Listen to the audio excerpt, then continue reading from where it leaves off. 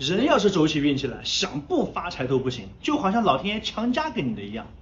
我身后这栋房子的主人，他是做海外经商贸易的，生意做得非常的大。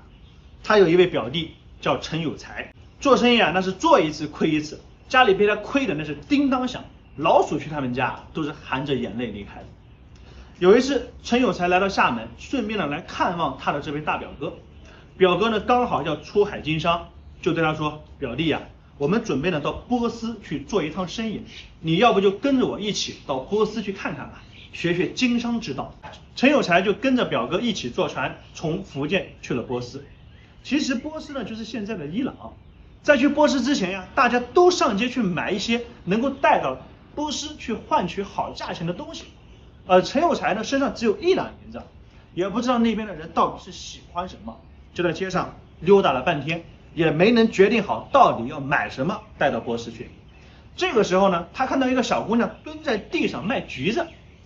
橘子都是半生不熟的，没人买。陈有才看见这个小姑娘特别可怜，就把自己身上唯一的1两银子全部都买了小姑娘的橘子，买了2大筐，就挑着这个橘子晃晃悠悠上了船。大概在海上漂了10天左右，就到达了波斯。他的表哥就跟其他人到街上去做生意，把表弟留在了码头。陈有才觉得特别的无聊，就跑到了船上，把自己带来的橘子打开一看，哎呀，这橘子全部都熟了，就剥了好几个橘子在那边吃。没想到这个橘子的香味就飘到了当时巡逻的守卫那里，就问他：“你这个东西太香了，这怎么卖我想吃一个。”但是陈有才听不懂守卫在讲什么，以为他只想吃个橘子，就指一指橘子说：“你想吃就自己拿。”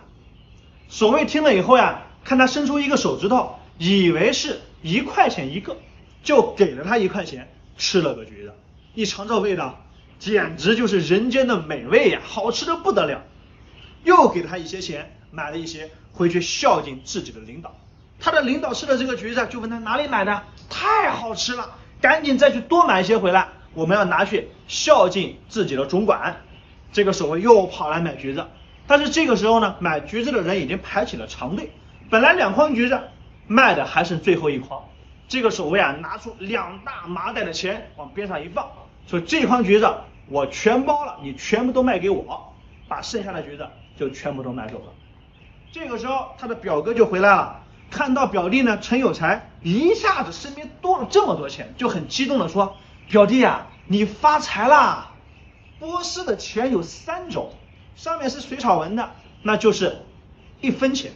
如果上面是这种动物纹的，那就是1块钱；如果上面是人物纹的，那就是10块钱。表弟你这上面都是这种动物纹的，这可是1块钱，这么几麻袋，你真的发了大财呀，表弟。”于是陈有才就跟着他表哥一起坐船回到福建。但是在回到福建的过程当中，海上发起了惊涛骇浪，他们的船被逼到了一个小小的岛上，其他人都躲在船里面，要么是吃吃喝喝，要么在那边睡觉休息。只有陈有才他要下船到这个岛上去转一转。人家说一个荒岛有什么好转的，你上去也没什么可看的地方。陈有才没听，他就到岛上去转了一圈，发现了一个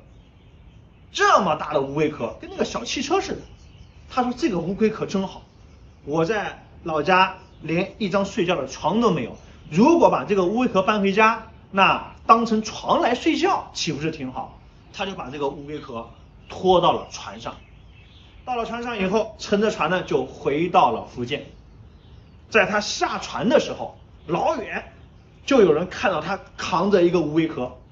那可是一个大老板，眼睛特别毒，他一看这个乌龟壳就不是凡物，就跑到他面前说：“哎呀，这位兄台，你的这个乌龟壳能不能卖给我？”陈有才说：“这个不行这是我拿回家要睡觉的。”他说：“我断定它肯定是个宝物，我也不忽悠你，我是当地的财主，我愿意拿我整条街的店铺来给你换这个乌龟壳，你干不干？”当时陈有才一听，说：“你是不是在忽悠我他说：“咱们立志为证。”就给他写了一个字条，并且按了手印，把整条街的店铺全部都给了陈有才。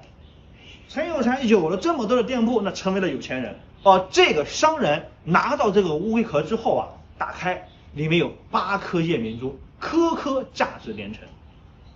陈有才成了当地的富豪，那么这个商人呢，也有了8颗夜明珠，就乘着船回到了自己的家乡去。听了这个故事啊，其实就是告诉我们，命里有时终须有，命里无时你也莫强求。但是人呀，毕竟得多出去走一走，走出去了，机会才多嘛。